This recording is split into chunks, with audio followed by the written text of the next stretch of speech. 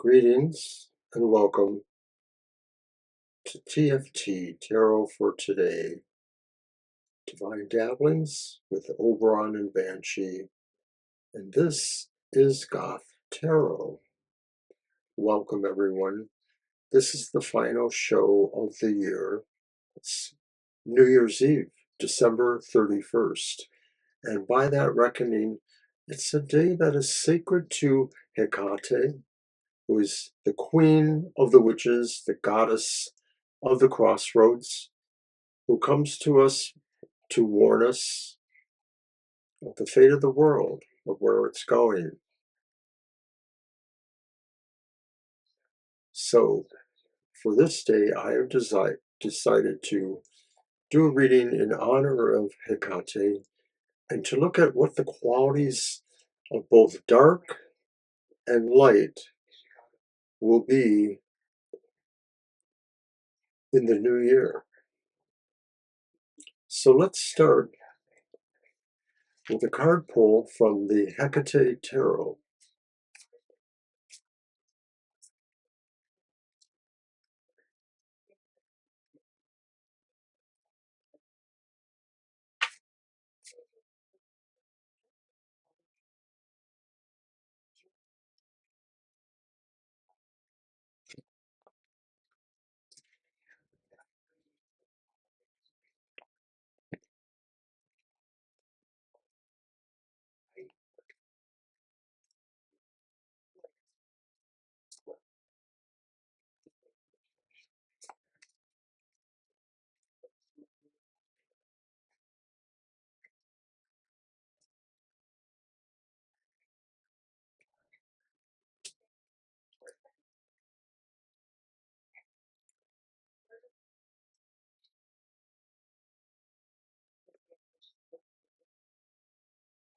It's number 20,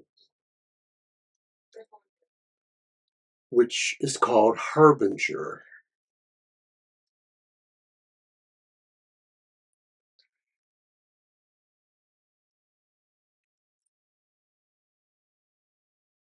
The card from the Hecate Tarot suggests that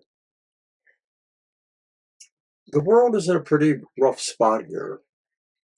The Harbinger, or Judgment reversed, indicates that there is no preparation or no sense of awareness towards ending times that may be upon us.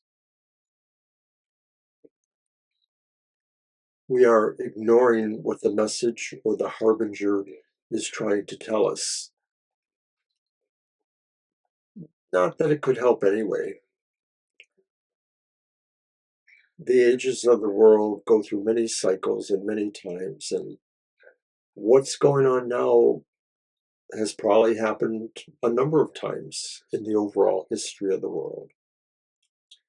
The Harbinger is normally a warning on the state of the world, especially so in the Hecate Tarot. But in reverse mode, I think what I feel from it is that there is a lack of awareness here, or an inability to heed that message. So perhaps not quite unlike the moralistic tale of the Christmas Carol, there's going to be some more cards turned here. And I'm going to work with, first, the Notoria, which is the Tarot in Light. I'm going to turn 3 cards, and these cards will be, what is the light that is in the world, or the light that will be in the world in 2026? What are the properties of light that may be present, may be able to indicate where light is accessible to us?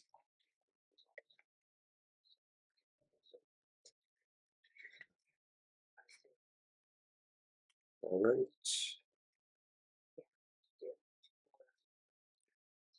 The first card is the Two of Cups.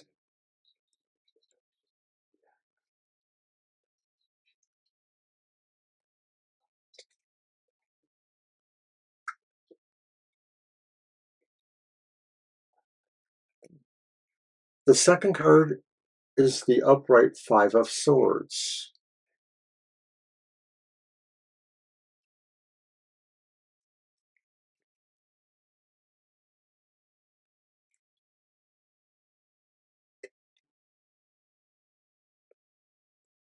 The third card is the Sun, and it too is upright. So talk about having light in our world.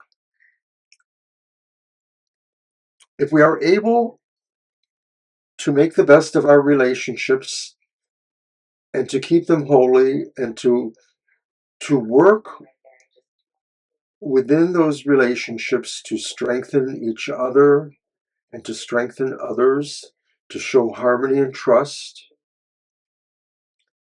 we have a chance of standing up to the forces of aggression and strife that are hoping to take advantage of us. And these are situations that are utterly brutal and meant to defeat us. But the Sun is here to show that there is a way out of this, and a lot of it will be about knowledge and also about going back to the beginning and seeing the value of human love, human relationships, human decency for all life.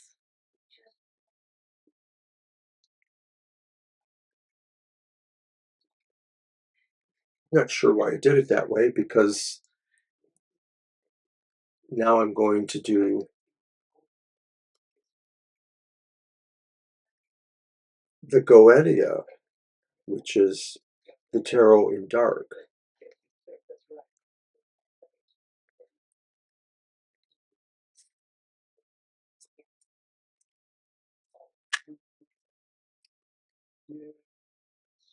And so I guess as a balancing side is what we are looking at here, as just as there are influences that come with light. And if you're looking at that Five of Swords, there's still something righteous, only in the sense that it may be coming from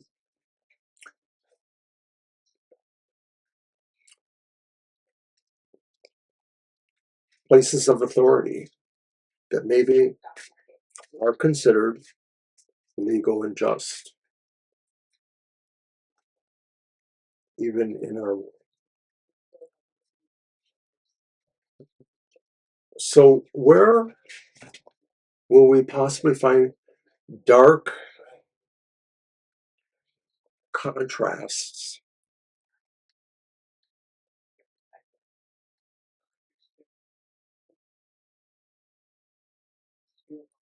to the light?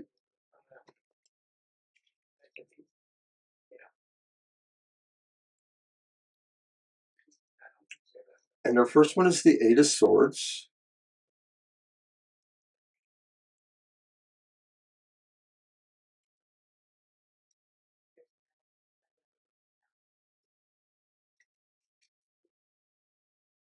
And the next one is the reversed Six of Swords.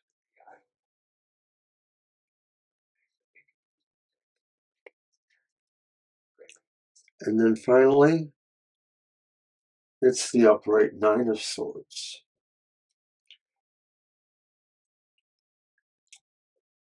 So they're all swords, which is, and they're all pip swords, 6, 7, and 9. Here's what we got. The energies that come from darker aspects want us to feel that we are imprisoned, and we are. We are imprisoned by our own thoughts. A lot of this is the slavishness, I'm going to say, that goes on with the online community, the internet world, that is kind of a plug-in drug, and it influences us to feel that we are captured, unable to find that expression of love and trust in others. And another thing that's coming at us is the reversed Six of Swords, kind of countering to the other sword here, the Five of Swords upright. The Six of Swords is discouraging us from feeling there is a way out of this. And so we won't listen to practical advice that maybe can help us resist what's going on, to be a part of the resistance. We're mired in the idea that there is no way out. And perhaps because of the perception that we are in a situation where we have to stand down and acknowledge a superior and brute force that is able to demand submission.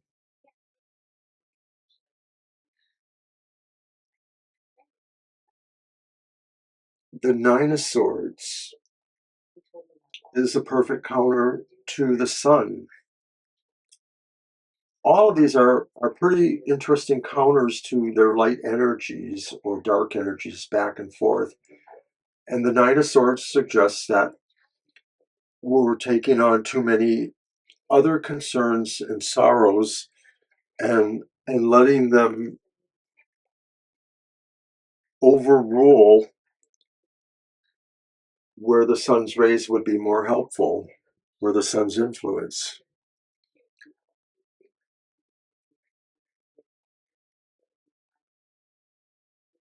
So this is a bit much coming from Hecate to take in, that she realizes, or what the message is through these cards reveal. There's going to be a lot going on that will try to make people want to submit and give up. And we have to keep working to balance that with the other energies that say believe in human relationships and harmony and work for them. Oy. Well, I've decided to end our cheery reading here with the last reading from the Oracle of the Hekatean Path.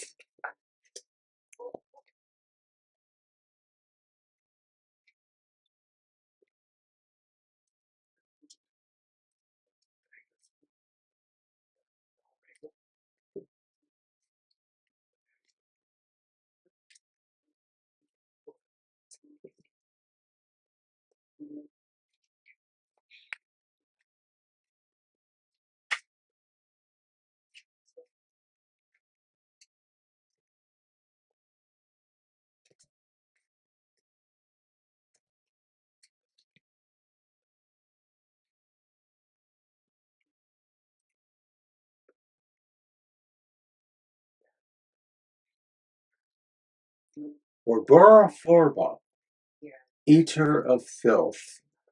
It's a card of cleansing.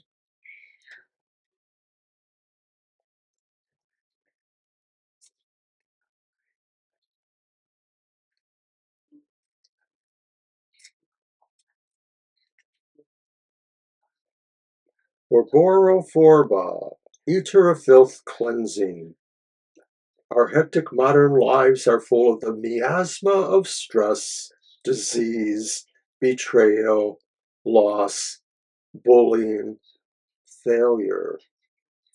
Existing on the edges of society, Hecate Borborforba takes the dirt and detritus of life, gorges on it, and through her cleansing fires brings about a sense of serene renewal.